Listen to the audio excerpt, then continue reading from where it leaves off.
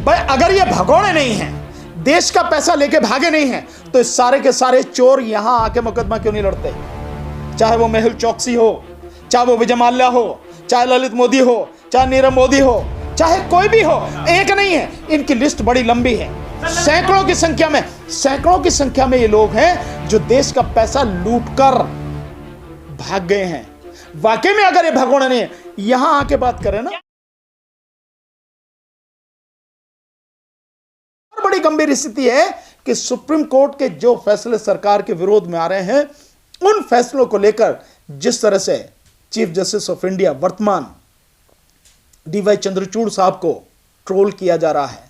कौन करने वाला ट्रोल? बीजेपी के आईटी सेल के लोग हैं ना, तो जिस तरह से उन्हें ट्रोल कर रहे हैं। और इससे पहले भी आपने देखा होगा नूपुर शर्मा वाले मामले में जस्टिस पारदीवाला और एक और जज साहब जो थे, जिस तरह से उनको इतना भद्दी भद्दी गालियां दी गई, उनको इस तरह से ट्रोल किया गया।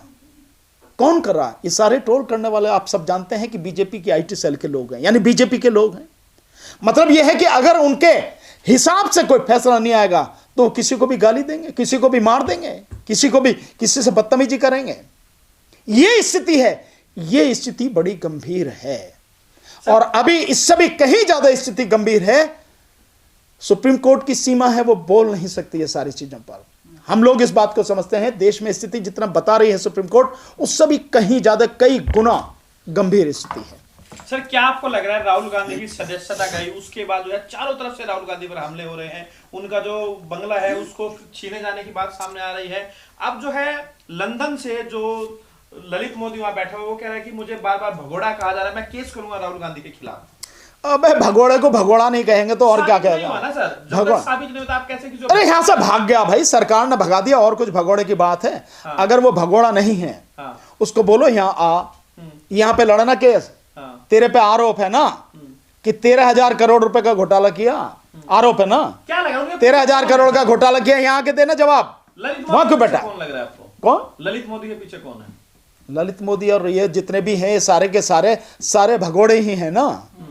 भाई अगर ये भगोड़े नहीं हैं, देश का पैसा लेके भागे नहीं हैं, तो इस सारे के सारे चोर यहां आके मुकदमा क्यों नहीं लड़ते?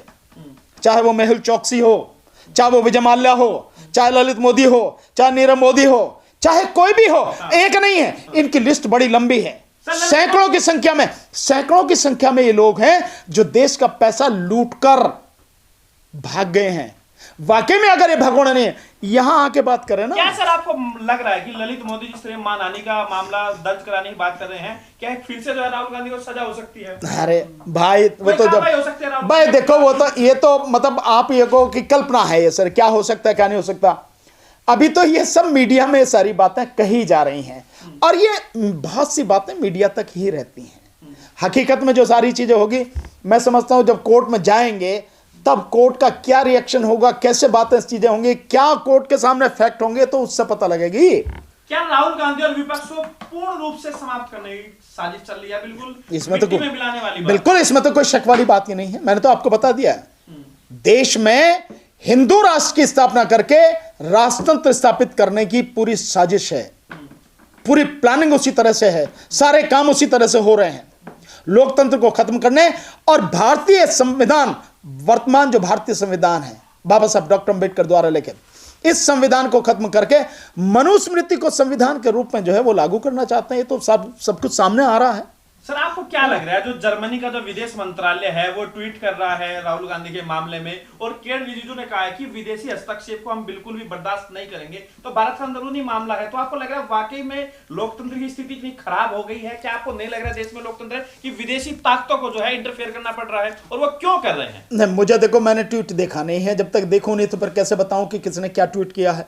ये बात। दूसरी बात इसकी नहीं है, अगर माना कहीं भी कोई बात होती है, बात लोकतंत्र के ऊपर तो कहीं भी दुनिया में वो हो सकती है चर्चा। भाई अगर एक व्यवस्था है और इसी तरह की व्यवस्था दुनिया में कई देशों में है, तो उस पर तो जो लोग लोकतंत्र के हामी हैं या लोकतंत्र के समर्थक हैं, उस पर चर्चा तो कर ही सकते हैं ना। वो किस तरह की चर्चा है, इसीलिए मैं कह रहा हूं, मैंने ट्वीट देखा नहीं है। ट्वीट देखने के बाद मैं बता सकता हूं कि हाँ भाई इसमें क्या बात कही है। ये कह रहे हैं कि भाई विदेशी हस्तक्षेप को हम जो है बिल्कुल भी, क्या है किरण रिजिजू? वो कह रहे एक्सेप्ट नहीं, कुछ भी नहीं है यार मेरे, वो एक गुलाम है और कुछ नहीं। आप मेरे से कहलवा रहे हो भाई। सर आपको क्या लग रहा है क्या लग रहा है? आप एक बात बताइए, जो किरण रिजिजू जितनी भद्दी भाषा में सुप्रीम कोर्ट को एड्रेस कर रहा है, वो लॉ मिनिस्टर होते हुए इतनी समझ होनी चाहिए कि उसे भाषा कैसी बोलनी चाहिए। वो जितनी बात इस पे कर रहा है, क्या वो इतनी बात इस बात पे कर रहा है कि मोदी की जुबान क्यों चुप है, सरकार की जुबान क्यों चुप है चाइना के ऊपर? किस तरह से आप एक तरफ आप जो ऐप जो बंद कर देते हो और उसके अलावा पूरा व्यापार लगातार बढ़ता चला जा रहा है चाइना के साथ, और चाइना के पक्ष में वह व्यापार है लगातार, उस पर कोई सवाल है? मोदी के रहते हुए ही कितनी जमीन चाइना ने भारत की कब्जा ली है, इस पर कोई जवाब है? इस पर बोलता है? केवल यह है कि सुप्रीम कोर्ट पे बोले जाओ और विदेशी हाथ। अरे अगर सही ढंग से पता लगी तो विदेशी हाथ पता लग जाएगी कि वो जो पुलवामा हुआ ना, पुलवामा में कैसे हुआ, कौन कौन उसके पीछे है, इन्वेस्टिगेशन होनी नहीं चाहिए। जिस घटना में हमारे 44 जवान शहीद हो गए उसकी जांच हुई क्या?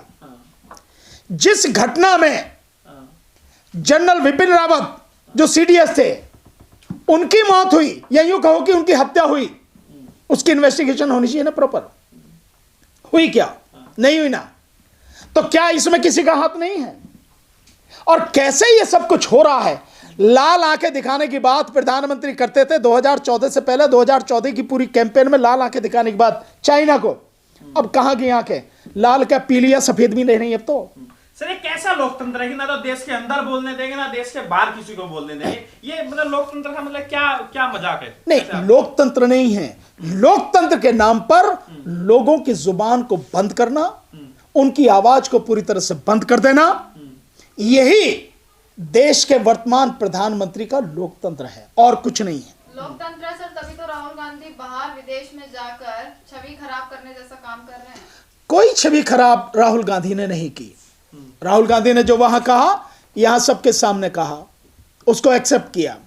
उसमें कहीं भी ऐसा नहीं है जिससे आप छवि खराब करने की बात हो। आप जबरदस्ती किसी बात को कहने लगो, उसका कोई इलाज नहीं है। और तुम्हारे पास यही है, मतलब मोदी के पास, या यूं कहो कि बीजेपी के पास, मोदी सरकार के पास यही है कि जो मन में आए आप बके चले जाओ और कुछ नहीं। यानी कि बीजेपी अब जो है वो विपक्ष से डर गई है। जो जिस विपक्ष को यही सरकार कहती थी कि इसका कोई अस्तित्व नहीं है, अब पूरा विपक्ष कह रहा है कि हमसे डर चुकी है। मोदी तो इस देश की जनता से भी डरते हैं, विपक्ष से क्या डरते हैं? मोदी तो आपसे भी डरते हैं, मीडिया से डरते हैं, मीडिया से डरते हैं, विपक्ष से डरते हैं। जो आदमी 9 साल में एक प्रेस कॉन्फ्रेंस न करे, इससे बड़ा डर क्या होगा? मन की बात तो करते हैं जो सर। हाँ, बस मन की बात, काम की बात नहीं, मन की बात।